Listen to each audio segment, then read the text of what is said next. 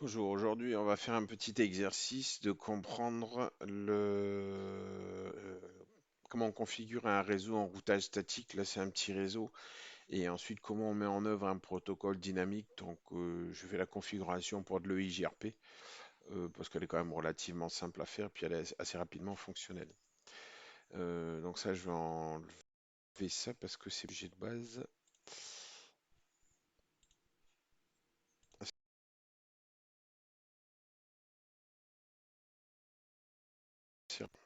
Mon PC1 il a comme IP 192.168.200.1 et le PC0 192.168.1.1. Donc sur le PC1, première des choses à vérifier, comme je vous ai dit à chaque fois, on ping sa propre interface 192.168.200.1, ça répond, donc c'est déjà bien lui-même. Le routeur par défaut, ça répond. Et ensuite, on va faire donc 192.168.1.1, qui est complètement de l'autre côté. Et là, le routeur répond destination host unreachable. Voilà.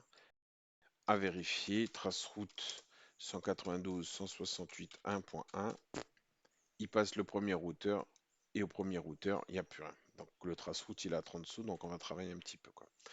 Donc je reviens sur mon routeur 0 ici, du temps que l'autre s'amuse. Si je regarde un show IP route, en fin de compte, mon routeur par 0, par défaut, il n'a pas de route par défaut, puisque la route par défaut doit être le routeur central. Donc le routeur central, il est comme adresse IP ici, il faut que ça soit la même, la 16.1.1. Donc on va commencer à lui dire route par défaut. IP route 0, la route par défaut, 1, 2, 3, 4, non, ça c'est pas tout de suite. Voilà, vers le 172.16.1.1. Il manque un 0. Voilà. Ok, routeur 0. Donc il a une route par défaut. Donc show IP route. Le routage, c'est de la patate chaude, hein. Quand il ne sait pas, il va tout renvoyer là-bas. Ok, encore on ferme. Si on revient donc sur notre trace route, voilà, on n'a toujours pas de réponse. Voilà. Il va faire le premier saut du premier routeur. Et quand il va devoir aller avoir une réponse du deuxième routeur, il ne l'aura pas. Pourquoi? Parce que le deuxième routeur ici, si on regarde sa configuration, par défaut, show IP route, il ne connaît en aucun cas les routes en 192.168. Donc ce que je vais faire, c'est que je vais les lui rajouter. Donc je vais dire 192.168, 100.0, 255, 255. Non, c'est 100 ou 200, c'est 200.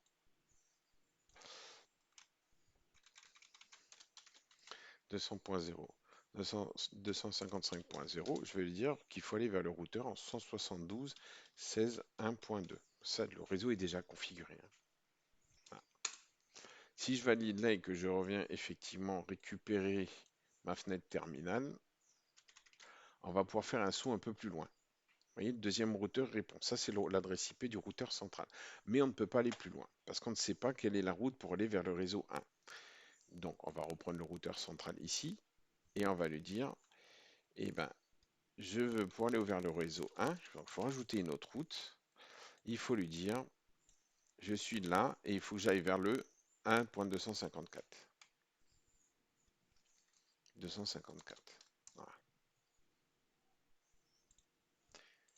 Donc je CTRL C, je recommence mon trace route. On arrive jusqu'ici. Sauf que lui ici, ce routeur par défaut, là, on n'aura pas de réponse. J'ai eu beau avoir rajouté la route, lui, il ne sait pas quoi faire du paquet. Donc on va revenir ici.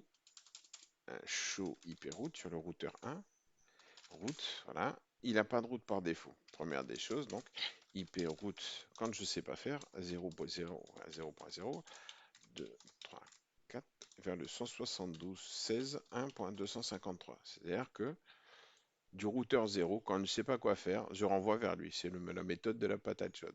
Et donc si je fais ça, non, je ne veux pas copier, je veux valider. Si je valide et que j'arrive ici, mon PC1, ah, j'ai même fait une route de boutage, de bouclage. Je me suis peut-être trompé dans ma route. Ah, donc là, c'est un truc, je me suis trompé.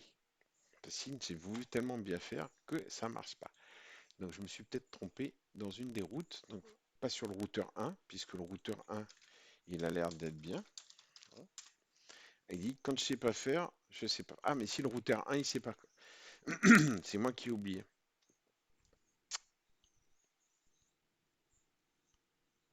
Dans le routeur 1, il y a un problème, c'est qu'il n'y a pas la route. Il manque une route sur une interface. Voilà, l'interface Fast Ethernet 00, elle n'est pas bien configurée. Donc, oui, elle doit avoir ça comme adresse IP. Donc, eh ben, c'est un travail, hein. Conft interface Fast Ethernet 0/0, IP adresse 192.168.1.254, 255, 255, 255.0. Ça devrait légèrement mieux marcher. Donc on va revérifier ici. Là, l'interface, il n'avait pas.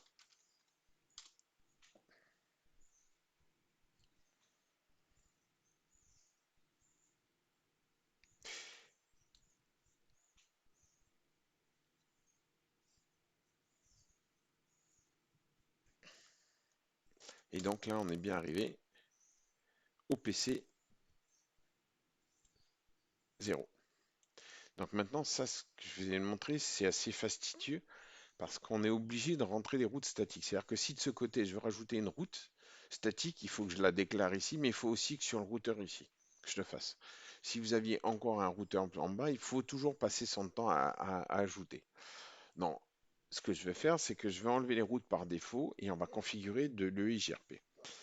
Donc je vais enlever ici, puisque je suis sur la configuration du routeur 1, nos IP routes 0, 2, 3, 1, 2, 3, 4, 172, 16, 1.253. Si je lui demande de regarder la route, voilà. À l'heure actuelle, il n'y a aucune route. Il n'y a aucune route de sortie, c'est-à-dire qu'il y a les deux interfaces qui sont configurées. Donc maintenant, on va utiliser le protocole EIGRP. EIGRP, on va lui dire que c'est le système autonome. Je vais avoir besoin, voilà, 50. 50. On va lui dire que ce réseau, on veut qu'il redistribue les routes statiques, c'est-à-dire que si on recrée sur le routeur 1 une route statique, il va la redistribuer dans le protocole. Redistribute connected, donc il va redistribuer les adresses IP qu'il connaît qui sont connectées, donc notamment celle en 192.168.1.0 puisqu'il la connaît, et on va lui dire par quel réseau il a le droit d'apprendre du trafic EIGRP. Donc ici, ça va être le 172.16.1.252 avec le wildcard masque 0.0.0.3. Voilà. Pour lui, de ce côté, c'est fini. Show hyperroute, là, il a que ça. On ne voit pas encore l'arrivée du protocole EIGRP. Donc maintenant, qu'est-ce qu'on va faire? On va aller sur le routeur central. Sur le routeur central, on va supprimer les deux routes statiques, puisqu'on veut passer en dynamique. Voilà. Et la 200, on supprime les deux routes statiques. On va donc configurer un routeur EIGRP. Routeur EIGRP 50, voilà, celui qui est à gauche, l'Autonomous System 50, redistribute connected, redistribute statique, mais c'est un routeur standard en central en règle générale, on ne redistribue pas, et on va lui dire network 172.16.1.252 wildcard 003. Voilà. Donc là, il marque un message qui est assez intéressant. Il a une nouvelle agency, c'est-à-dire il a contacté le routeur, il a trouvé un routeur qui est sur son réseau. Donc il a trouvé celui-là qui annonce du trafic de routing EIGRP. À voir, donc Doucho IP EIGRP topologie. Voilà. Il dit qu'il a appris voilà, de la topologie. Qu'est-ce qu'il a pris comme topologie de réseau et son voisinage. Le voisinage, il a bien découvert qu'effectivement, il a un routeur ici qui lui annonce du trafic EIGRP. Vu qu'on est là, et on va faire la configuration pour le système autonome qui est de l'autre côté. Donc on va routeur EIGRP 100, puisque je l'ai défini comme ça. On va lui dire qu'il redistribue le statique, redistribue le connected, le network en face qui est le 172.16.1.0.0.0.3. Ok, il n'est pas configuré. Et là, on est dans deux systèmes autonomes différents. Il y a un système autonome pour le IGRP en 100 et le même pour le 50. Eh bien, on va dire dans le protocole 100, redistribute EIGRP 50. Donc, il va redistribuer l'autre protocole. Et on va aller dans le routeur EIGRP 50 et on va lui dire tu redistribues le IGRP 100. Voilà. Ce qui donne comme configuration sur le routeur central, voilà, on les a ici. Le routeur 50, il est pour cette partie-là, voilà, 1.252, et il va redistribuer le protocole qui va arriver par ici. Et le IGRP 100, l'Autonomous System 100, il va redistribuer ce qui arrive par le 50. Comme ça, en fin de compte, quand dans le système autonome 100, il y aura quelque chose de nouveau, ben le 50, il le saura. Puisque ici, alors, dans la réalité, en fin de compte, il n'y a pas qu'un seul routeur central, il y a plusieurs routeurs, il y a plusieurs chemins. Donc nous, on arrive ici, on vérifie show IP route, il n'y a rien de nouveau. Voilà, donc là, on a le D, c'est pour l'apprentissage d'une route dynamique. Et le routeur central, il sait que pour rejoindre ce réseau, le 1.0, il faut qu'il passe par le 1.254, qui est sa gateway ici. Donc maintenant, on se rend directement sur le routeur 0. Là, on peut vérifier tout simplement avant d'aller sur le routeur 0. Voilà. Si je refais le trace route, là, il n'y a plus rien qui marche. Voilà. Donc, c'est-à-dire qu'il n'y a plus une route physique qui marche. Donc, lui, on va s'y mettre. Show run. Donc, on va vérifier qu'il n'y a pas de route par défaut. Il faut tricher. On va supprimer cette route-là.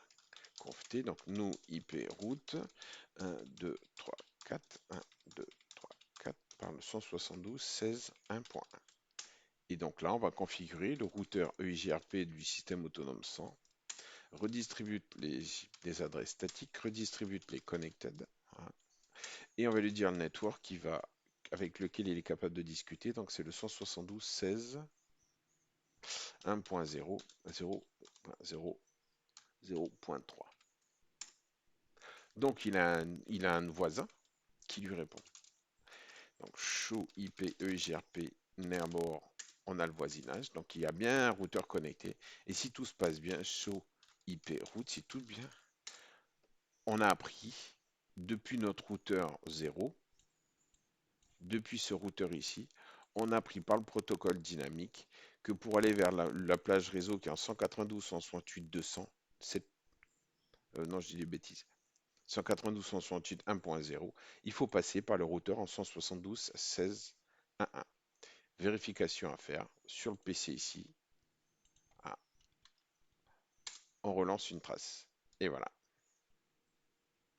On part bien de notre PC, on arrive sur notre premier routeur, on arrive sur le routeur central et on arrive sur le routeur 1 ici. Et le routeur 1, il renvoie bien le paquet jusqu'à PC. Voilà, n'hésitez pas si vous avez des questions, j'y répondrai favorablement.